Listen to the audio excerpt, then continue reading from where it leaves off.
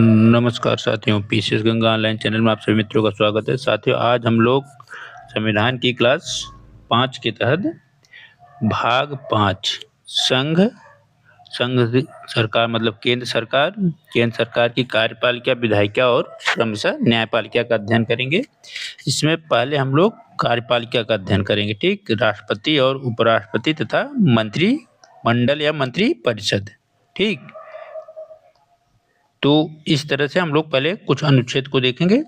तो याद रखिएगा, भाग 5 संघ की कार्यपालिका। ठीक, और उससे महत्वपूर्ण अनुच्छेद। देखिए, अनुच्छेद याद करना इम्पोर्टेंट बहुत होता है। अब लोग इसको गंभीरता से समझिए। जब बेयर एक्ट आप अच्छे से पढ़ लेंगे ना, संविधान का कम से कम 70% चीजें आपको अपने आप समझ में आ जाएंगी। आप मोटी मोटी किताबें पढ़ने से अच्छा है पहले एक बार पूरे संविधान का बेयर एक्ट पढ़िए। बेयर एक्ट में सभी अनुच्छेद 1 से लेके 395, ठीक, 22 भाग को याद करिए, 12 अनुसूचियों को याद करिए।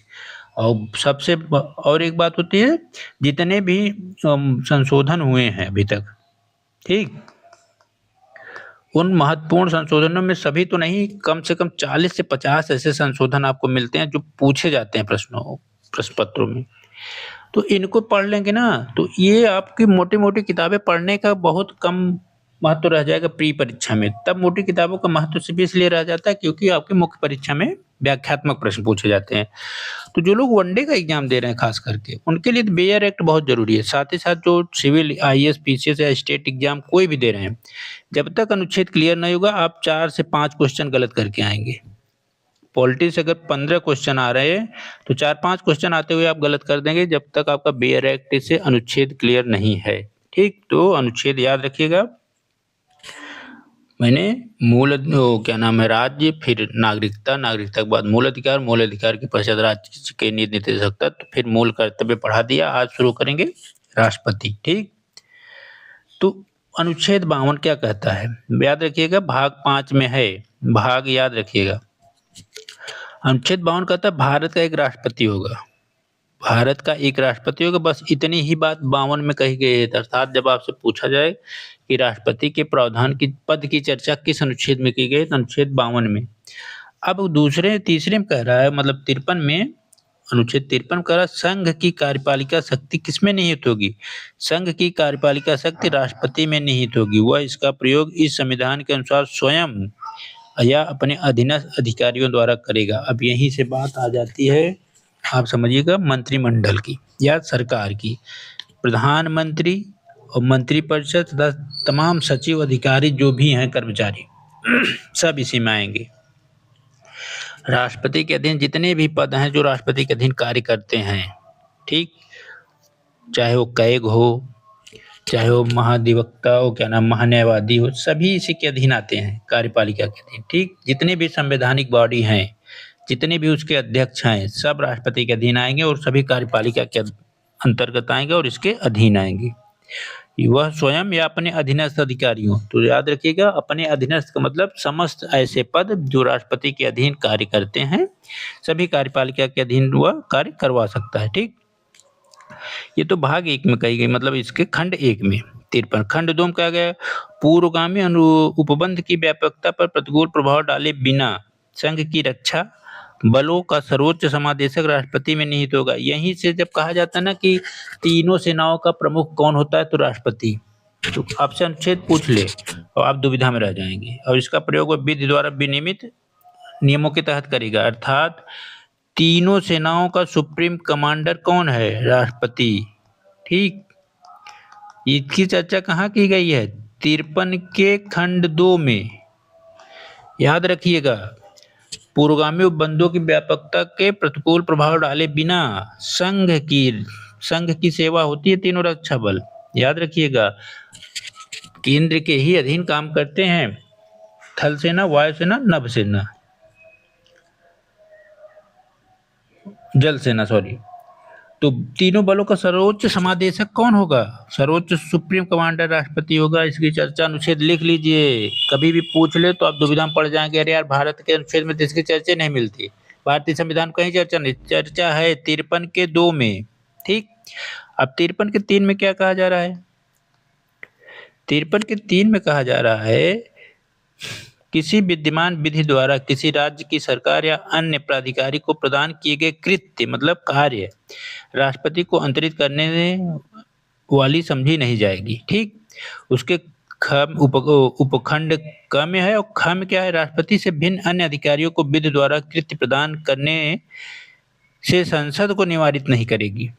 इस अनुच्छेद की बात मतलब 53 की कोई बात, दो चीजें होती हैं कि अगर भारत सरकार कोई विधि द्वारा कोई नियम कानून बनाए या कोई कृत्य कार्य राज्य सरकार को सौंपती है या किसी प्राधिकारी को, तो वह राष्ट्रपति को अंतरित करने वाली नहीं समझी जाएगी, मतलब राष्ट्रपति द्वारा प्रदत्त नहीं मानी जाएगी। दूसरे में कह रहा है कि राष्ट्रपति से भिन्न अन्य अधिकारियों को विधि द्वारा कृत्य प्रदान करने से संसद को निवारित नहीं करेगी, अर्थात संसद पे कोई नियंत्रण नहीं रखेगी। हालांकि संसद के तीनों भागों में राष्ट्रपति भी है, ठीक, लोकसभा, राज्यसभा और राष्ट्रपति से मिलकर ही संसद बनती है, ठीक। लेकिन अगर विधि द्वारा कोई विधि बना के नियम बना के कोई कार्य कृत्य राष्ट्रपति से भिन्न किसी अधिकारी को दिया जाता है, तो ऐसी कोई कृत्य पर मतलब प्रतिबंध नहीं है। 54 में क्या गया, राष्ट्रपति का निर्वाचन, बहुत बार पूछा गया, 54 याद रखिएगा। 54 में राष्ट्रपति का निर्वाचन कहा गया है, वह निर्वाचित होता है। हमारा राष्ट्राध्यक्ष, भारत का राष्ट्राध्यक्ष निर्वाचित होता है। ऐसे निर्वाचक गण जिसमें शामिल होंगे संसद के दोनों सदनों के निर्वाचित सदस्य, मनोनीत नहीं होंगे, याद रखिएगा, क्लियर रखिएगा, मनोनीत सदस्य इसमें भाग नहीं लेते। मनोनीत में कैसे 12 सदस्य होते हैं, किसमें, राज्यसभा में, अब तो 2 होते थे पहले आंग्ल भारतीय लोकसभा में, वो समाप्त कर दिया गया। लेकिन अभी भी आपके विधानसभाओं में, राज्य की विधानसभाओं में हैं, तो उनको भी मनोनीत सदस्यों को शामिल नहीं किया जाएगा, वहां से भी कौन, निर्वाचित सदस्य होंगे। तो राष्ट्रपति के चुनाव कौन कौन भाग लेता है, संसद के दोनों सदन अर्थात लोकसभा राज्यसभा के निर्वाचित सदस्य प्लस राज्य विधानसभा, विधानसभा है, विधानमंडल नहीं है, विधान परिषद नहीं है, याद रखिएगा, विधानसभा शब्द लिखा गया है, तो अर्थात विधायक जो चुने हुए होते हैं। कई कई राज्यों में विधान परिषद है, वह भाग नहीं लेते, दोनों के निर्वाचित सदस्य में भाग लेते हैं, याद रखिएगा।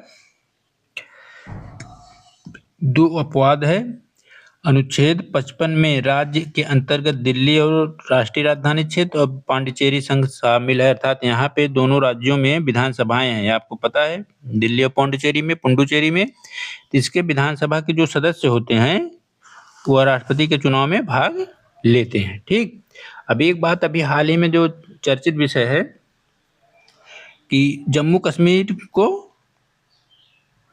विधानसभा का गठन किया गया है, ठीक, वहाँ चुनाव हुआ विधानसभा का, तो क्या जम्मू कश्मीर की विधानसभा राष्ट्रपति के चुनाव में भाग लेगी, क्योंकि संघ राज्य जो भी है। तो इस पे जो अभी तक स्पष्टीकरण आया सरकार की तरफ से, इसको क्लियर नहीं किया गया है, ठीक, कि इन दोनों संघ राज्यों की तुलना में या बराबरी का अधिकार इनको दिया जाएगा कि नहीं। अभी इस पे अभी सरकार का क्लियर स्पष्टीकरण नहीं है। जनरली यही लोग बता देते हैं कि भाग लेंगे, क्योंकि 2 संघ राज्य पहले से भाग लेते चले आ रहे, तो उनको भी अधिकार है, लेकिन ऐसा भी क्लियर नहीं लिखा गया, क्योंकि जब जम्मू कश्मीर पुनर्गठन अधिनियम पारित करके जम्मू कश्मीर को संघ राज्य बनाया गया, लद्दाख को संघ राज्य बनाया गया, जम्मू कश्मीर का विलय करने, पूर्ण विलय का नीति लागू की गई, तो उसमें स्पष्ट नहीं किया गया कि ये राष्ट्रपति चुनाव में भाग लेंगे कि नहीं लेंगे, ठीक, ये भी विचारणीय विषय है। चलिए आगे देखते हैं।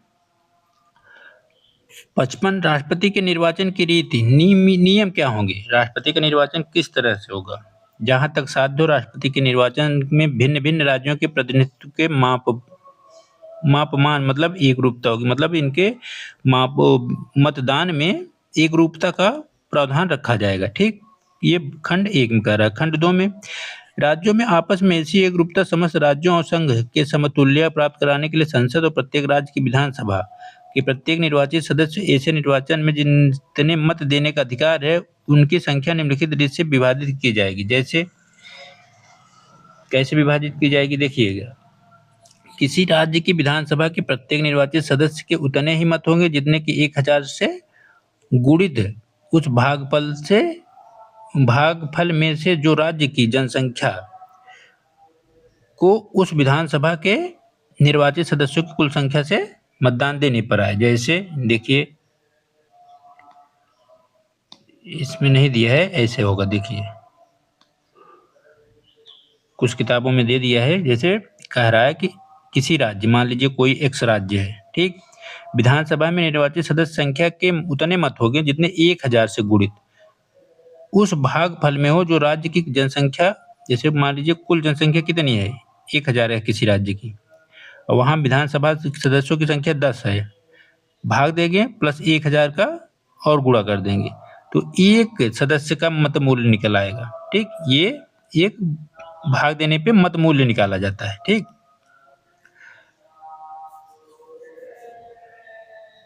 खंड ख में क्या कह रहा है, उपखंड ख में यदि 1000 में उक्त गुणित लेने के बाद शेष 500 से कम आए तो उस सदस्य के मतों में कोई अंक मतों कम नहीं है, अर्थात ज्यादा है, 500 प्लस 1 501 है, तो अगले में 1 जोड़ दिया जाएगा। अगर मत मूल्य मान लीजिए 10 हो रहा है तो 10 दशमलव कुछ नहीं करेंगे, पूरा 1 जोड़ देके 11 कर देंगे। ठीक, इस बात को समझिएगा। सदस्य के प्रत्येक सदन के प्रत्येक प्रत्येक निर्वाचित सदस्य के मतों की संख्या वह होगी जो उपखंड ख के अधीन राज्यों की विधानसभाओं संसद के संदर्भ में है। सदस्यों के लिए नियत कुल मतों की संख्या संसद के दोनों सदनों के निर्वाचित सदस्यों की कुल संख्या से भाग देने पाए, जिनमें से आधे से अधिक भिन्न को 1 गिना जाएगा और अन्य भिन्नों की उपेक्षा की जाएगी। जैसे अब मान लीजिए सभी विधानसभाओं के आपके जितने भी राज्य हैं, इनके राज्यों के विधानसभाओं के सदस्यों का मत मूल्य निकाला गया है। अब क्या होगा, इनका जितना मत मूल्य आ रहा है, मान लीजिए 500 आ रहा है और संसद में कुल सदस्य संख्या 20 है। ठीक, जैसे अपने यहाँ में 543 है, तो ये 500 में 20 का भाग दे देंगे। अब जितना आ गया, ठीक, 25, यही इनका एक सदस्य का मत मूल्य हो जाएगा, मतलब एक संसद सदस्य का मत मूल्य हो जाएगा। लेकिन अगर भाग देने में ऐसी कंडीशन आए कि 599 आए बाद में शेष बचे, ठीक, तो इसको नहीं जोड़ा जाएगा। लेकिन अगर 501 502 बचे तो 1 जोड़ दिया जाएगा, मतलब 25 की जगह 26 हो जाएगा। ठीक, 3 में राष्ट्रपति का निर्वाचन आनुपातिक प्रतिनिधित्व प्रणाली के अनुसार एकल संक्रमणी मत द्वारा किया जाएगा। ऐसे निर्वाचन में गुप्त मतदान होगा। 3 बातें याद रखिएगा, कम से कम हजारों बार पूछा गया है। ठीक, आनुपातिक प्रतिनिधित्व पद्धति होगा। जैसे मान लीजिए किसी राष्ट्रपति के निर्वाचन में 3 लोग खड़े होते हैं चुनाव में, ठीक, 1 2 3, अब 25 सदस्य हैं जो मतदान करेंगे। ठीक, तो ये 25 सदस्य इसको भी मत देंगे, इसको भी देंगे, इसको देंगे, बस होता क्या है, वरीयता क्रम देंगे। जैसे इसमें से मान लीजिए 10 लोगों को पहले कैंडिडेट पसंद है तो नंबर 1 पहली पसंद देंगे, दूसरे वाले को दूसरी पसंद देंगे, तीसरे वाले को तीसरी पसंद। फिर कुछ लोग ऐसे होंगे जो पहले वाले को दूसरे नंबर पे रखेंगे, दूसरे वाले को पहले नंबर पे रखेंगे, मतलब एक क्रम देंगे। मत तीनों सदस्यों को देंगे, बस अपनी पसंद बताएंगे कि मैं किसे पहले स्थान पर। जैसे आपके पास विकल्प हो कि आप सबसे पहले कौन मूवी देखना पसंद करें, कि आपके पास 3 ऑप्शन हो, तो आपको जो मूवी सबसे अच्छी पसंद होगी वो पहले देखना पसंद करेंगे। तो उसी तरह इनके 25 सदस्यों के पास ऑप्शन होता है कि तीनों सदस्यों को मत देना है। बस ये करना है कि किस सदस्य को आप राष्ट्रपति बनाना चाहते हो उसे पहले स्थान पर रखोगे, उसके बाद किसको पसंद करते हो उसको दूसरे पे, और किसको तीसरे पे रखना चाहते हो अंतिम पे। अब इस आधार पे एकल संक्रमणी मत होता है, प्रत्येक सदस्य एक ही मत दे सकता है। ठीक, और मतदान कैसा होगा, गुप्त होगा। ठीक, किसी को दिखा के मत नहीं दिया जाएगा। अब बात आती है, मान लीजिए तीनों सदस्यों में से कोई भी 50+1 मतलब बहुमत नहीं प्राप्त कर रहा है, तो जो सदस्य सबसे कम मत प्राप्त करता है, मान लीजिए तीसरा है जो सबसे कम मत प्राप्त किया है, इसके मत को कैंसिल कर दिया जाएगा। इसको जो जिन लोगों ने मतदान दिया है पहले दूसरे तीसरे रैंक स्थान पे, तो उससे गणना की जाएगी कि किन सदस्यों ने किसको, इस तीसरे सदस्य को, उम्मीदवार को किस स्थान पे मत दिया, तो उसके मत को इन दोनों में विभाजित कर दिया जाएगा। और मान लीजिए ऐसा सिचुएशन आती है कि दूसरे कैंडिडेट को 50+ बहुमत मिल जाता है, तो पहला हार जाएगा, दूसरा विजेता घोषित हो जाएगा। ठीक, इसमें एक सदस्य कंडीशन होती है कि 50+1 मतदान या बहुमत प्राप्त करना जरूरी होता है, ठीक, राष्ट्रपति के लिए। अन्य विधायक सांसदों के लिए जरूरी नहीं होता, या ग्राम प्रधान कोई भी हो, सबसे ज्यादा मत पाने वाले को ही विजेता घोषित कर दिया जाता है, वो आधे से अधिक पाए या न पाए, लेकिन यहाँ आधे से अधिक पाना जरूरी होता है। ठीक, अब जैसे जनगणना वाला होता है कि पूर्व में जो भी जनगणना आंकड़े आते हैं सरकारी, उसी को आधार बना के किया जाता है। अभी तक 2026 को आंकड़े बना के किए जा रहे हैं, अब नई जनगणना होगी तो उसको लागू किया जाएगा। 56 में क्या कहा गया है, राष्ट्रपति की पदावधि, राष्ट्रपति अपने पद ग्रहण, याद रखिएगा, चुनाव की घोषणा या विजेता की घोषणा नहीं होता कि आज निर्वाचन हुआ, आज विजयी घोषित कर दिया गया तो आज से राष्ट्रपति हो गया ना। याद रखिएगा, कई बार पूछा गया है, दुविधा में पड़ जाते हैं। जब वह पद ग्रहण का शपथ लेगा उस दिन से 5 वर्ष, जिस दिन वह अपने राष्ट्रपति पद की शपथ लेगा उस दिन से उसकी अवधि 5 वर्ष होगी। ठीक, यदि वह अपना पद त्यागता है तो उपराष्ट्रपति को संबोधित करके हस्ताक्षर सहित लेख द्वारा पद त्याग सकेगा। साथ ही साथ खम कहा गया अतिक्रमण, संविधान का अतिक्रमण करने पर अनुच्छेद 61 याद करिएगा, हजारों बार पूछा गया, उपबंधित रीत के तहत महाभियोग द्वारा पद से हटाया जाएगा। होता क्या है, त्याग पत्र दे दिया उपराष्ट्रपति को, चलिए ठीक है, स्वीकार हो गया, पद समाप्त। जब वह संविधान का अतिक्रमण करेगा तो लोकसभा प्लस राज्यसभा दोनों में कुछ सदस्यों, मतलब 50, वर्तमान जो है 50 से अधिक सदस्यों द्वारा यह प्रस्ताव लाया जाता है कि राष्ट्रपति अपने पद की गरिमा को बनाए रखने में विफल रहा है, इस पर महाभियोग की प्रक्रिया चलाई जाए। तो जिस सदन में यह पारित किया जाता है, दूसरा सदन इसकी जांच करता है, अगर दूसरा सदन भी इसको पारित कर दे बहुमत से तो दोनों सदनों द्वारा पारित मान लिया जाएगा। जिस दिन पारित होगा, याद रखिए, जिस दिन पारित होगा उसी दिन से उसे अपना पद त्यागना पड़ता है, जिस दिन। और एक बात और याद रखिएगा, पूछा था आईएएस के पेपर में, चाहे वो राष्ट्रपति हो, चाहे उपराष्ट्रपति या राज्यपाल, तीनों के कंडीशन में अगर महाभियोग की प्रक्रिया चल रही है, मान लीजिए किसी दिन 3 बजे तक पारित हुआ, उस दिन 3 बजे से पहले राष्ट्रपति, उपराष्ट्रपति और राज्यपाल कोई भी कार्य करते हैं 3 बजे से पहले, याद रखिएगा, वह वैध माना जाएगा।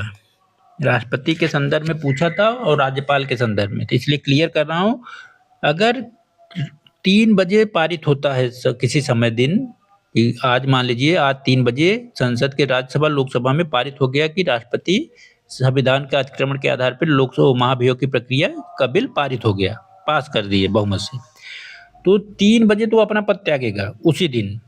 लेकिन 3 बजे से पहले अगर वह कोई भी कार्य, 1-2 कार्य पे हस्ताक्षर कर दिया तो वह वैध माना जाएगा। ये नहीं कि हाँ उसने उसी दिन यह कार्य किया इसलिए वह अवैध है। ठीक, इस चीज की ध्यान रखिएगा, प्रश्न पूछा गया है। अनुच्छेद 61 के तहत महाभियोग की प्रक्रिया, राष्ट्रपति अपने पद की अवधि समाप्त हो जाने पर भी तब तक पद पर धारण करता रहे जब तक उसका उत्तराधिकारी नहीं, ये तब कंडीशन है कि जब निर्वाचन के संबंधित हो। अगर महाभियोग की प्रक्रिया है तो उसी दिन उसे पद त्यागना पड़ता है।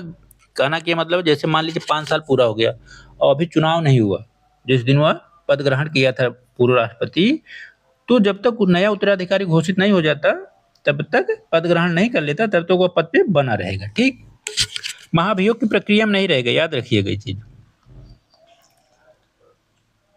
2 में क्या कहा गया है, उपराष्ट्रपति को संबोधित त्यागपत्र की सूचना सीधा प्रत्यक्ष हो, क्या नाम, जब जैसे ही राष्ट्रपति, या सीधा समझिए, जैसे ही राष्ट्रपति अपना त्यागपत्र उपराष्ट्रपति को देगा तो उपराष्ट्रपति का दायित्व है कि इसकी सूचना तुरंत लोकसभा अध्यक्ष को दे। ठीक, क्यों, क्योंकि सदस्य लोकसभा के द्वारा ही सरकार का निर्माण होता है, तो प्रधानमंत्री या अन्य मंत्रिमंडल या अन्य सदस्यों की इसकी सूचना होनी जरूरी होती है। तो इसलिए याद रखिएगा, पूछा गया है कि अगर राष्ट्रपति त्यागपत्र देता है तो उपराष्ट्रपति तत्काल किसे सूचना देगा, तो प्रधानमंत्री को नहीं देगा, याद रखिएगा, वह लोकसभा अध्यक्ष को देगा। ठीक, किसको देगा, लोकसभा अध्यक्ष को देगा कि तुरंत इसकी सूचना। पुनर्निर्वाचन, हमारे यहाँ राष्ट्रपति कितनी बार भी चुना जा सकता है, अभी तक ऐसा हुआ नहीं है कि कोई व्यक्ति बहुत बार चुना गया हो, सिर्फ राजेंद्र प्रसाद के सिवा कोई व्यक्ति, याद रखिएगा व्यक्ति है, नागरिक नहीं लिखा है, जो व्यक्ति जो राष्ट्रपति पद धारण करता है या कर चुका है, इस संविधान के अनुबंधों के रहते हुए पद के लिए पुनर्निर्वाचन का पात्र होगा, वह फिर से राष्ट्रपति बन सकता है। ठीक। 58 क्या गया है, इसके लिए अर्हताएं योग्यताएं क्या है। कोई व्यक्ति भारत का राष्ट्रपति बनने के लिए तब पात्र होगा जब, देखिए यहाँ तो व्यक्ति लिखा है लेकिन यहाँ कंडीशन है। संविधान के पहले तो अनुच्छेद के पहले तो व्यक्ति लिख दिया, व्यक्ति में नागरिक और विदेशी दोनों आ जाएंगे, लेकिन यहाँ लिख रहा है भारत का नागरिक हो, 35 वर्ष की आयु पूरी कर चुका हो, लोकसभा का सदस्य निर्वाचित होने के लिए अर्हित मतलब योग्य हो। ठीक। क्या हो, भारत का नागरिक हो, 35 वर्ष की आयु पूरी कर चुका और लोकसभा का सदस्य बनने के लिए अर्हित हो, जबकि उपराष्ट्रपति में राज्यसभा लिख देता है। ठीक। तो याद रखिएगा, कोई व्यक्ति भारत सरकार के या किसी राज्य सरकार के अधीन अथवा उक्त सरकारों में से किसी के नियंत्रण के स्थानीय या अन्य प्राधिकारी के अधीन कोई लाभ का पद धारण करता है तो राष्ट्रपति का चुनाव नहीं लड़ सकता, अर्थात राष्ट्रपति के निर्वाचन के लिए अयोग्य है। ठीक। लाभ के पद पे वह धारण न करता हो। अब लाभ के पद को आप खोज के पढ़िए, नहीं तो हम जब डिस्क्रिप्टिव पढ़ाएंगे तो उसमें लाभ के पद की अनेक कंडीशन होती है, मुख्य परीक्षा में पूछा जाता है, तो हम पढ़ाएंगे उसको। देखिए, इस अनुच्छेद के प्रयोजन के स्पष्टीकरण में के लिए कोई व्यक्ति इस कारण कोई लाभ का पद धारण करने वाला नहीं समझा जाएगा कि वह राष्ट्रपति हो, उपराष्ट्रपति है या राज्यपाल। मान लीजिए कोई व्यक्ति राज्यपाल है और राष्ट्रपति का चुनाव लड़ रहा है, तो वह लाभ के पद के दायरे में नहीं माना जाएगा। ठीक। इसके कुछ कंडीशन बनाई गई हैं। वह संघ या राज्य का मंत्री भी है तो भी वह लाभ के दायरे में नहीं आता। राष्ट्रपति पद के लिए शर्तें क्या होती है। राष्ट्रपति जो होता है संसद के किसी सदन का या किसी राज्य की विधानमंडल के किसी सदन का सदस्य नहीं होगा। कब? यदि संसद के किसी सदन या किसी राज्य के विधानमंडल के किसी सदस्य राष्ट्रपति निर्वाचित हो जाता है तो यह समझा जाएगा उसने उस सदन में अपना स्थान राष्ट्रपति के पद ग्रहण की तारीख से रिक्त कर दिया। अर्थात कोई व्यक्ति, मान लीजिए एक्स व्यक्ति है और राष्ट्रपति बन गया, जिस दिन पद ग्रहण करेगा उसी दिन से वह लोकसभा, राज्यसभा, विधानसभा या विधान परिषद का सदस्य नहीं रहेगा। ठीक। उसका पद स्वतः समाप्त हो जाएगा। कोई लाभ का पद धारण नहीं करेगा। राष्ट्रपति को सुविधाएं क्या मिलती हैं? बिना किराया दिए शासकीय निवासों में रहेगा। उपलब्धियों याद रखिएगा, राष्ट्रपति के लिए पेमेंट वेतन शब्द नहीं लिखा गया है। आपको कभी मिल जाए तो आप लोग दुविधा मत पड़िएगा। राष्ट्रपति पद के लिए कहीं भी अनुच्छेद में, संविधान में वेतन शब्द नहीं लिखा गया। उसकी क्या लिखा गया? उपलब्धियों, भत्तों, विशेषाधिकारों, बस याद रखिएगा। अन्य पद पढ़ेंगे आप तो वहाँ वेतन लिखा है, उनको वेतन दिया जाता है, लेकिन इसको वेतन नहीं दिया जाता राष्ट्रपति को। उपलब्धियों, भत्तों, विशेषाधिकारों का जो संसद विधि द्वारा, कौन बनाएगा? विधि संसद बनाएगी, अवधारित करे। जब तक इस निमित्त इस प्रकार उपबद्ध नहीं किया जाता तब तक ऐसी उपलब्धियों, भत्तों, विशेषाधिकारों का जो दूसरी अनुसूची में विनिर्दिष्ट है, अर्थात दूसरी अनुसूची में जो लिखी गई है बातें, उसी का हकदार होगा। एक चीज और है, चौथे खंड में कहा गया कि राष्ट्रपति की उपलब्धियां, भत्ते उसकी पदावधि में कम नहीं किए जा सकते, बढ़ाए जा सकते हैं। कोई व्यक्ति आज निर्वाचित हो गया राष्ट्रपति, तो अगर संसद चाहे कि उसके वेतन उपलब्धियों में कमी कर दी जाए तो ये संभव नहीं है। ठीक। अब बात आती है 60 में कहा गया है कि शपथ प्रतिज्ञा। याद रखिएगा, 3 पद हमेशा, राष्ट्रपति, उपराष्ट्रपति और राज्यपाल, ये 3 पद ऐसे हैं जो अनुसूची 3 के तहत शपथ नहीं लेते। इनके लिए संविधान में अलग से अनुच्छेद लिखे गए हैं। बात क्लियर याद रखिएगा। राष्ट्रपति, उपराष्ट्रपति और राज्यपाल, 3 पद ऐसे हैं पूरे संविधान में जो उनके लिए शपथ अनुसूची 3 के तहत न दे के इनके लिए अलग से अनुच्छेद लिखे गए हैं। जैसे राष्ट्रपति के लिए अनुच्छेद 60। ठीक। राष्ट्रपति प्रत्येक व्यक्ति जो राष्ट्रपति के रूप में कार्य कर रहा है, उससे कृत्यों का निर्वहन कर रहा है, अपना पद ग्रहण करने से पहले भारत के मुख्य न्यायमूर्ति या उसकी अनुपस्थिति में उच्चतम न्यायालय के ज्येष्ठतम न्यायाधीश के समक्ष शपथ लेगा। ठीक। किसके? या तो CJI हो, या ये नहीं है पद पे या किसी कार्य में व्यस्त है तो सुप्रीम कोर्ट के उच्चतम न्यायालय के तो ज्येष्ठ, जो मतलब सबसे उच्च न्यायाधीश हो, इसके पश्चात CJI के पश्चात या मुख्य न्यायाधीश के पश्चात सबसे ज्येष्ठ श्रेणी में जो न्यायाधीश होगा उसके समक्ष पद की शपथ लेगा। ठीक। अब शपथ में देखिए यही चीज है, कभी कभी पूछता है तो सिविल सेवा में पूछा गया है। ठीक, मैं अमुक, अमुक मतलब व्यक्ति अपना नाम लेगा, ईश्वर की शपथ लेता हूँ मैं श्रद्धा पूर्वक भारत के सत्यनिष्ठा प्रतिज्ञान करता हूँ। ये ठीक, ये शब्द लिखे गए हैं कि अब नीचे वाला शब्द जहाँ जरूरी हो तो वही बताऊंगा। राष्ट्रपति के पद का कार्यपालन, राष्ट्रपति के कृत्यों का निर्वहन करूंगा, अपनी पूरी योग्यता से संविधान और विधि के परिरक्षण, संरक्षण, प्रतिरक्षण करूंगा। यही शब्द है, 3 शब्द है जो अन्य पदों के लिए नहीं है। याद रखिएगा, पूरा सबका अलग अलग शपथ प्रक्रिया है, तो आप पढ़ लीजिएगा। राष्ट्रपति वाले में यही अंतर है, राष्ट्रपति पद में यही लिखा गया है क्या, मैं संविधान और विधि का परिरक्षण, संरक्षण और प्रतिरक्षण करूंगा। ठीक, मैं भारत की जनता की सेवा और कल्याण में निरत रहूंगा, मतलब कार्यरत रहूंगा। ये शब्द यही अंतर करता है, पूछा गया है। ठीक, एक पूछ लेगा यह शपथ प्रारूप किसका है, या राष्ट्रपति का शपथ प्रारूप कैसा है। ठीक, 1, 2, 3 में ऐसे ऐसे दे देगा। तो याद रखिएगा, राष्ट्रपति में जब होगा, देखिए सुप्रीम कोर्ट के चीफ जज में भी संविधान विधि है, लेकिन यहाँ ये नहीं मिलेगा, परिरक्षण, संरक्षण, प्रतिरक्षण। ठीक, तो इसको समझिएगा। अब 61 में महाभियोग की प्रक्रिया है। राष्ट्रपति पर महाभियोग चलाने की प्रक्रिया, जब संविधान के अतिक्रमण पर राष्ट्रपति में महाभियोग चलाया जाएगा, तब संसद का कोई सदन आरोप लगाएगा। मैंने बताया, एक सदन में आरोप लगाया जाएगा। ऐसा कोई आरोप तब तक नहीं लगाया जाए जब तक ऐसा आरोप लगाने के प्रतिस्थापना किसी ऐसे संकल्प के अंतर्निहित नहीं है। कम से कम 14 दिन पहले राष्ट्रपति को सूचना देनी पड़ेगी कि आपके ऊपर महाभियोग की प्रक्रिया चलेगी, आप अपना पक्ष रख सकते हैं। ठीक, इसकी सूचना लिखित दी जाएगी, जिस पर कुछ सदस्य 1/4 मतलब कुल सदस्य संख्या के 1/4 सदस्यों का हस्ताक्षर होगा। ठीक, कि इस संकल्प को पारित किया जाए। उस सदन में जिसमें पारित किया जा रहा है, मतलब प्रस्ताव प्रस्तुत किया गया, उस सदन की कुल सदस्य संख्या कम से कम 2/3, याद रखिएगा 2/3 बहुमत से इस संकल्प को पारित किया जाएगा। ठीक, अब जब ये पारित हो जाएगा पहले सदन में, तो दूसरे सदन को भेजा जाएगा। जब आरोप संसद के किसी सदन द्वारा इस प्रकार लगाया, तब दूसरा सदन उसका अन्वेषण करेगा, जांच करेगा या कराएगा। इसे अन्वेषण में उपस्थित होने और अपना प्रतिनिधित्व करने के लिए राष्ट्रपति को अधिकार होगा, अर्थात राष्ट्रपति अपनी बातें जाके रख सकता है। यदि अन्वेषण के परिणाम स्वरूप यह घोषित करने वाला संकल्प राष्ट्रपति के विरुद्ध अर्थात उसके विरोध में पारित हो जाता है, सिद्ध हो जाता है, तब आरोप का अन्वेषण करने या लगाने वाले सदन के कुल सदस्य संख्या कम से कम 2/3, याद रखिएगा 2/3 है, बहुमत द्वारा पारित कर दिया जाता है। तीसरे संकल्प के का प्रभाव उसके इस प्रकार पारित किए जाने की तारीख से राष्ट्रपति को अपना पद त्यागना पड़ता है। तो याद रखिएगा क्या क्या बातें मुख्य हैं, कि एक सदन आरोप लगाएगा, उसे 2/3 बहुमत से पारित करेगा। ठीक, तो दूसरा सदन उसकी जांच करेगा और वो भी 2/3 बहुमत से पारित करेगा, और जैसे ही दोनों सदनों द्वारा पारित मान लिया जाएगा, उसी दिनांक से राष्ट्रपति अपना पद त्याग देगा। अब 62 में कहा गया, राष्ट्रपति के पद की रिक्ति को भरने के लिए निर्वाचन का समय, आकस्मिक रिक्ति को भरने के लिए निर्वाचित व्यक्ति की पदावधि।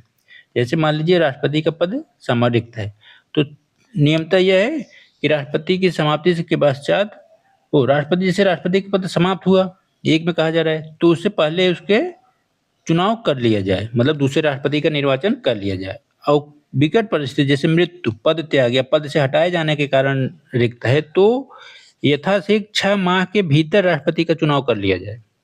मान लीजिए राष्ट्रपति की एक दिन मृत्यु हो जाती है और 5 साल का कार्यकाल पूरा नहीं होता, तब एक दिन जिस दिन मृत्यु हो रही है उस दिन तो निर्वाचन हो नहीं सकता, उसके लिए थोड़ी प्रक्रिया चाहिए, समय चाहिए।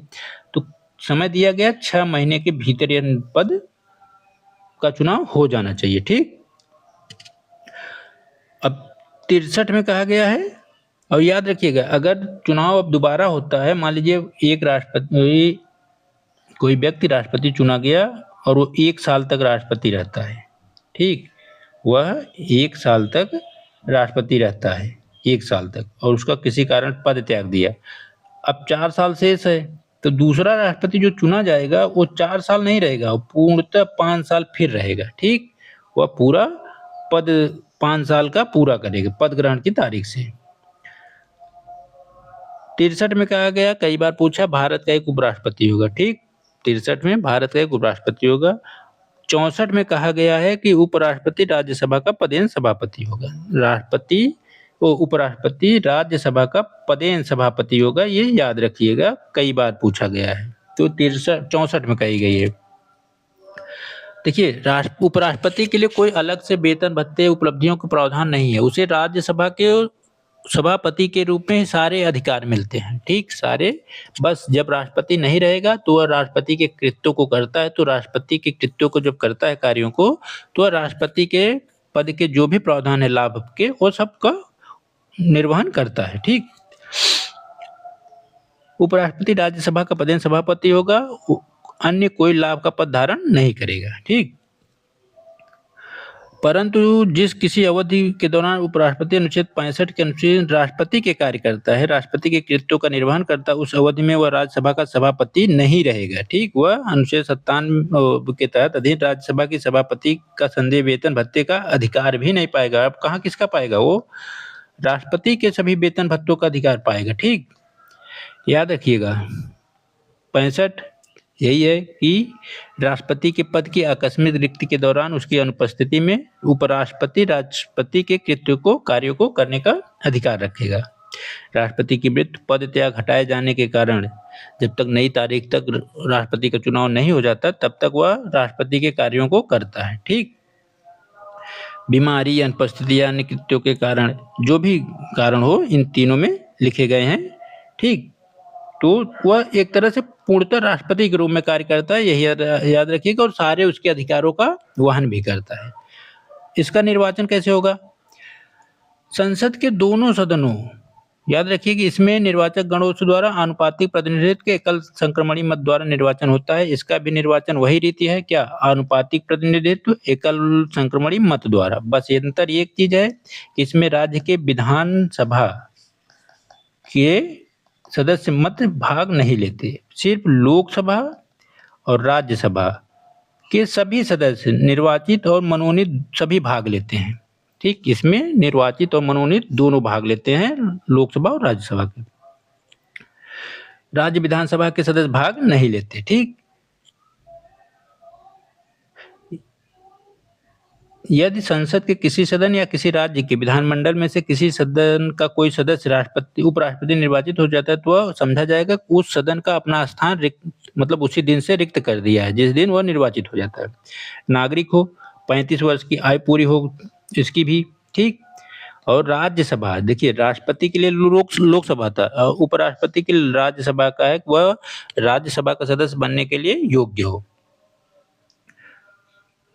लाभ का पद धारण नहीं करेगा, याद रखिएगा। ठीक, इसकी पदावधि क्या है? इसकी भी पदावधि वही है, पद ग्रहण की तारीख से 5 वर्ष, पद ग्रहण की तारीख से 5 वर्ष। ठीक, अपना त्यागपत्र किसको देगा? तो उपराष्ट्रपति राष्ट्रपति को संबोधित करके अपना त्यागपत्र दे सकता है। ठीक, उपराष्ट्रपति को राज्यसभा से ही संकल्प पारित करके हटाया जा सकता है। ठीक, राज्यसभा के तत्कालिक समस्त सदस्यों द्वारा बहुमत से पारित करके लोकसभा सिर्फ सहमत हो, लोकसभा में कोई बहुमत की जरूरत नहीं पड़ती, लोकसभा सहमत हो इस विचार में, तो उपराष्ट्रपति को पद से हटाया जा सकता है। लेकिन शर्त यह है, राष्ट्रपति के लिए लोकसभा या राज्यसभा में किसी में संकल्प प्रस्तुत किया जा सकता है। उपराष्ट्रपति के लिए केवल राज्यसभा में संकल्प प्रस्तुत किया जाएगा, 2/3 से बहुमत से पारित किया जाएगा, बस लोकसभा जो है वो उस पर सहमत हो, बस। ठीक, और 14 दिन पूर्व सूचना न दे दी गई हो, इसको भी 14 दिन पूर्व सूचना दी जाएगी, वो अपनी ताकि पक्ष को रख सके। उपराष्ट्रपति अपने पद समाप्ति पर तब तक बना रहेगा जब तक उसका उत्तराधिकारी पद ग्रहण नहीं कर लेता। ठीक, अब उपराष्ट्रपति की आकस्मिक रिक्त पे कौन कार्य करेगा, इससे संदर्भ में की गई चर्चा।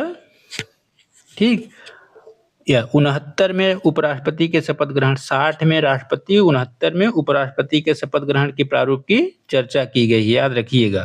ठीक, अब देखिए मैंने वहां बताया था, वह संविधान और विधि के परिरक्षण, संरक्षण और प्रतिरक्षण की चर्चा की गई। यहाँ क्या कहा गया है? उपराष्ट्रपति संविधान के प्रति सच्ची श्रद्धा निष्ठा रखूंगा, जिस पद पर मैं ग्रहण करने वाला उसके कर्तव्यों का श्रद्धापूर्वक निर्वहन करूंगा।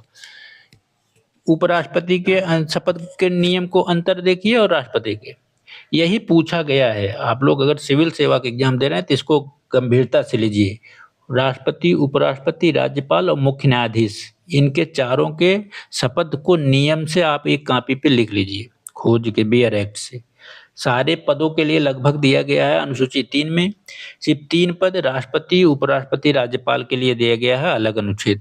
ठीक, राष्ट्रपति, राज्यपाल और उपराष्ट्रपति 60-69 में तो राष्ट्रपति उपराष्ट्रपति के लिए है। ठीक, आकस्मिक कृत्यों के लिए राष्ट्रपति के कर्तव्यों का निर्वहन कभी पूछा नहीं गया है। 71 ये निश्चित कर 71 का ये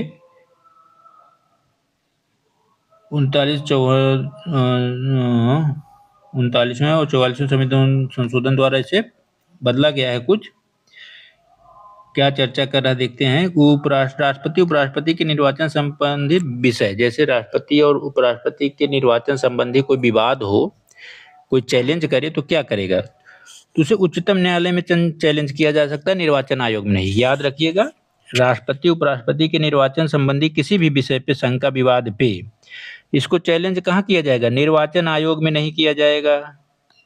निर्वाचन आयोग निर्वाचन कराता है, लेकिन चैलेंज किया जाएगा उच्चतम न्यायालय में, कि उच्चतम न्यायालय सुनिश्चित करे कि वह निर्वाचन सही था या गलत। ठीक, यदि उच्चतम न्यायालय द्वारा किसी व्यक्ति के राष्ट्रपति उपराष्ट्रपति के निर्वाचन को शून्य घोषित कर दिया जाता है, तो उसके द्वारा यथास्थित राष्ट्रपति उपराष्ट्रपति के पद और शक्तियों का प्रयोग और कर्तव्यों के पालन में उच्चतम न्यायालय की विनिश्चित तारीख, जिस तारीख को विनिश्चित करेगी कौन, सुप्रीम कोर्ट, उसी से पहले अविधिमान्य नहीं होगी, अर्थात पद तो त्याग देंगे, पद समाप्त हो जाएगा। ठीक, लेकिन उसके द्वारा किए गए कार्य अविधिमान्य मतलब गैर कानूनी नहीं होंगे, वह कार्य सही माने जाएंगे। ठीक, याद रखिएगा, राष्ट्रपति उपराष्ट्रपति के निर्वाचन संबंधी किसी विवाद का निर्णय कौन करेगा, सुप्रीम कोर्ट। सुप्रीम कोर्ट जिस तारीख को निश्चित कर दे कि उसे अपना पद त्यागना है, तो उस दिन को पद त्याग देगा। लेकिन अगर मान लीजिए 6 महीने तक वो कार्य कर चुका है, तो 6 महीने में जो भी कार्य करेगा वो कार्य अवैध नहीं माने जाएंगे, वैध माने जाएंगे। ठीक, इसको याद रखिएगा।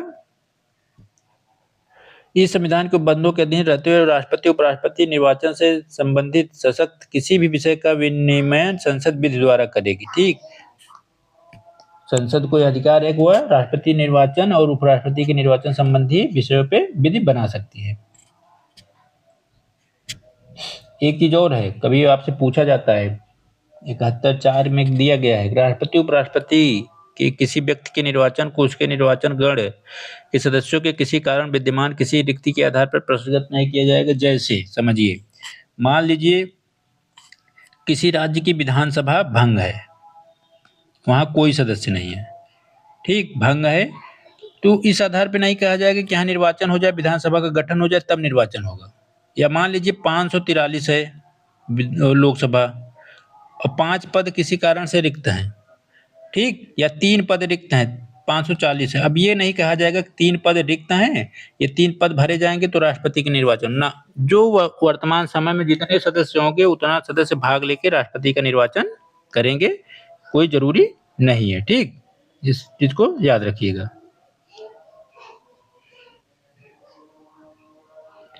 ठीक, 72 बहुत बार पूछा गया है, क्या है, राष्ट्रपति को क्षमा आदि की कुछ शक्तियां दी गई, जैसे दंडादेश मतलब के दंड के संबंध में निलंबन, परिहार और लघुकरण। राष्ट्रपति को किसी अपराध के सिद्ध दोष ठहराए गए व्यक्ति को दंड को क्षमा, प्रविलंबन, विराम, परिहार और दंडादेश के निलंबन, परिहार और लघुकरण की शक्ति होगी। अर्थात 5 प्रकारों की चर्चा है, जब विस्तार से पढ़ेंगे तब देखेंगे। अभी बस याद रखिए कि एक व्यक्ति की कोई सजा मिली है, मृत्युदंड भी मिला है, तो राष्ट्रपति चाहे तो उसे वह माफ कर सकता है। बस उन सभी मामलों में जिसमें दंडादेश सेना न्यायालय ने दिया है, और इसका प्रयोग वो किसकी कार्यपालिका शक्ति के साथ करेगा। अर्थात यह एक विस्तारित शब्द विषय है कि वह किसी के अपराध को माफ कर सकता है। ठीक, 73 में कहा गया संघ की कार्यपालिका शक्ति का विस्तार। इस संविधान के उपबंधों के अधीन रहते हुए संघ की कार्यपालिका शक्ति का विस्तार, जिन विषयों के संबंध में संसद को विधि बनाने की शक्ति है, वहां तक किसी संधि करार या कि संधि या करार के आधार पर भारत सरकार द्वारा प्रयुक्त अधिकारों, प्राधिकारी, अधिकारियों, अधिकारिता के प्रयोग तक। ठीक। 73 में संघ की कार्यपालिका शक्ति का विस्तार की चर्चा की गई है, इसको हम विस्तार से पढ़ेंगे यहाँ पे, बस अनुच्छेद याद रखिए। 74 में बहुत इंपॉर्टेंट, अभी पिछले साल आईएएस में पूछा गया था यहीं से। ठीक। पीसीएस में आपके पूछा गया था, आरओ में भी पूछा गया था। 3 साल मतलब 3 पेपर लगातार ये अनुच्छेद 74-75 पूछे गए हैं। ठीक। राष्ट्रपति को सहायता और सलाह देने के लिए मंत्री परिषद होगी। राष्ट्रपति को सहायता सलाह देने के लिए एक मंत्री परिषद होगी जिसका प्रधान प्रधानमंत्री होगा। ठीक। राष्ट्रपति अपने कृत्यों का प्रयोग इसी सलाह के अनुसार करेगी, अर्थात राष्ट्रपति अपने सभी कार्य राष्ट्रपति अपनी मंत्री परिषद की सलाह पे ही करते हैं, जिसका मुखिया प्रधानमंत्री होता है। राष्ट्रपति मंत्रिपरिषद की ऐसी सलाह पर साधारणतः अन्यथा पुनर्विचार करने की अपेक्षा कर सकता है। राष्ट्रपति पुनर्विचार के पश्चात दी गई सलाह के अनुसार ही कार्य करेगा। याद रखिएगा, बहुत विवादित प्रश्न था। तो जब इंदिरा गांधी सरकार ने इस पे संशोधन कर दिया कि राष्ट्रपति मंत्रिपरिषद की सलाह पे ही कार्य करेगा, तो 44वें संविधान संशोधन द्वारा इसमें एक उपबंध जोड़ा गया। ठीक है, करेगा, लेकिन एक बार पुनर्विचार के लिए लौटा सकता है, लेकिन पुनर्विचार के पश्चात दी गई सलाह उसे मानने के लिए वो बाध्य है। ठीक। तो इस तरह से कुल मिला के राष्ट्रपति जो होता है वो मंत्रिपरिषद के अनुसार ही कार्य करता है। ठीक। इस प्रश्न पर किसी न्यायालय में जांच नहीं की जाएगी मंत्रियों ने राष्ट्रपति को क्या सलाह दी और दी तो क्या दी, अर्थात मंत्रिपरिषद राष्ट्रपति को सलाह दे या न दे इसकी कोई किसी न्यायालय में चर्चा नहीं की जा सकती। ठीक। आगे क्या कहा गया है 75 में, प्रधानमंत्री की नियुक्ति राष्ट्रपति करेगा और अन्य मंत्रियों की नियुक्ति राष्ट्रपति प्रधानमंत्री की सलाह पे करेगा। मंत्रिपरिषद प्रधानमंत्री सहित कुल संख्या लोकसभा के कुल सदस्य संख्या का 15% तक ही होगी। ठीक। 15% से अधिक जितने भी सदस्य होंगे उसके कुल सदस्यों के 15% से अधिक मंत्रिपरिषद की सदस्य संख्या नहीं हो सकती। इसे किसके अनुच्छेद के तहत जो संशोधन द्वारा जोड़ा गया, इसे जोड़ा गया 91 ठीक, इसे जोड़ा गया 91 अनुच्छेद संविधान संशोधन द्वारा। इसे 91 संविधान संशोधन द्वारा जोड़ के 15% को सुनिश्चित किया गया कि 15% से अधिक, कुछ अपवाद हैं जब हम लोग विस्तार से पढ़ेंगे इस संशोधन को तब देखेंगे कि दिल्ली जैसे है तो कुछ राज्यों में अपवाद है क्योंकि वहां पे 15% का क्राइटेरिया पूरा नहीं हो पाता, लेकिन जनरली 15% है और संशोधन याद रखिएगा 91 है। ठीक। किसी राजनीतिक दल का सदस्य संसद के किसी सदन का सदस्य जो 10वीं अनुसूची के पैरा 2 के अधीन उस सदन का सदस्य होने के लिए निर्धारित है, अपनी निरस्ता की तारीख से प्रारंभ होने वाली उस तारीख तक जिसको सदस्य के रूप में उसकी पदावधि समाप्त होगी या जहां तक ऐसी अवधि की समाप्ति से पूर्व संसद के किसी सदन का निर्वाचन लड़ता है या उस तारीख तक जिसको निर्वाचित घोषित किया जाता है, इसमें से जो भी पूर्वोत्तर हैं मंत्री के रूप में कार्य कर सकता है। ठीक। अर्थात किसी व्यक्ति को भी भारत सरकार या संसद या प्रधानमंत्री चाहे तो मंत्री पद दे सकती है। ठीक। अब देखिए, मंत्री जो होते हैं राष्ट्रपति के प्रसाद पर्यंत होते हैं। मंत्रिपरिषद लोकसभा के प्रति सामूहिक उत्तरदायित्व होता है। अगर लोकसभा में कोई बिल पास नहीं होता या कोई मंत्री जो होता है वो किसी कारण से अयोग्य घोषित होता है, पूरा मंत्रिमंडल भंग हो जाती है। ठीक। तो मंत्रिपरिषद जो होती है लोकसभा के प्रति सामूहिक उत्तरदायित्व होता है। किसी मंत्री द्वारा पद ग्रहण अपने तीसरी अनुसूची द्वारा राष्ट्रपति द्वारा पद ग्रहण दिया जाता है। तीसरी अनुसूची में सभी मंत्रियों और प्रधानमंत्रियों के पद और गोपनीयता की शपथ दिलाई जाती है, याद रखिएगा। तीसरी अनुसूची के तहत कोई व्यक्ति 6 माह तक बिना सदस्य रहे लोकसभा राज्यसभा का या विधान परिषद का या विधान सभा का, वह मंत्री रह सकता है, लेकिन वह अगर 6 माह के अंदर सदस्य निर्वाचित हो जाता है तो मंत्री बना रहेगा, अगर नहीं होता तो उसे मंत्री पद त्यागना पड़ता है। मंत्रियों के वेतन भत्ते संसद विधि द्वारा समय समय पर सुनिश्चित करती है कि कितना और कैसे दिया जाएगा। 76 में भारत का महान्यायवादी है, कई बार पूछा गया है, यह सबसे महत्वपूर्ण पद है। ठीक, इसको याद रखिएगा। महान्यायवादी का पद 76 में कहा गया है। राष्ट्रपति निर्वाचित करता है। उच्चतम न्यायालय का न्यायाधीश होने के लिए कोई व्यक्ति अगर योग्य है तो उसे महान्यायवादी नियुक्त किया जाता है। उसका कर्तव्य होगा भारत सरकार की विधि संबंधी ऐसी सलाह विधिक स्वरूप में अपने कर्तव्यों का पालन करे। राष्ट्रपति उसको समय समय पर निर्देशित करता है, सौंपे गए कृत्यों के निर्वहन करे। ठीक, अर्थात महान्यायवादी अपने कर्तव्यों का पालन भारत के राज्य क्षेत्र के सभी न्यायालयों में सुनवाई का अधिकार है। ठीक, जो महान्यायवादी होता है वो लोअर कोर्ट से लेके सुप्रीम कोर्ट तक भारत सरकार का ही पक्ष रखेगा जब तक वह पद पे है। वह भारत सरकार के विरोध में व्यक्तिगत कोई केस नहीं लड़ सकता। मान लीजिए एक्स व्यक्ति है, किसी वाई व्यक्ति ने उसे केस दिया लड़ने के लिए जो भारत सरकार के विरोध में है, तो वह केस नहीं लड़ेगा क्योंकि वह महान्यायवादी पद पे है। ठीक, तो सिर्फ भारत सरकार का केस लड़ेगा, सभी न्यायालयों में पक्ष रख सकता है और राष्ट्रपति के प्रसाद पर्यंत पद धारण करता है। ठीक, भारत सरकार के कार्यों का संचालन, भारत सरकार की समस्त कार्यवाही राष्ट्रपति के नाम से ही मानी जाती है। ठीक, राष्ट्रपति के नाम से किए गए निष्पादित आदेशों अन्य लिखित रीतियों के अधिप्रमाणित किया जाता है। राष्ट्रपति के ही नाम से किया जाता है, अनुच्छेद याद रखिएगा।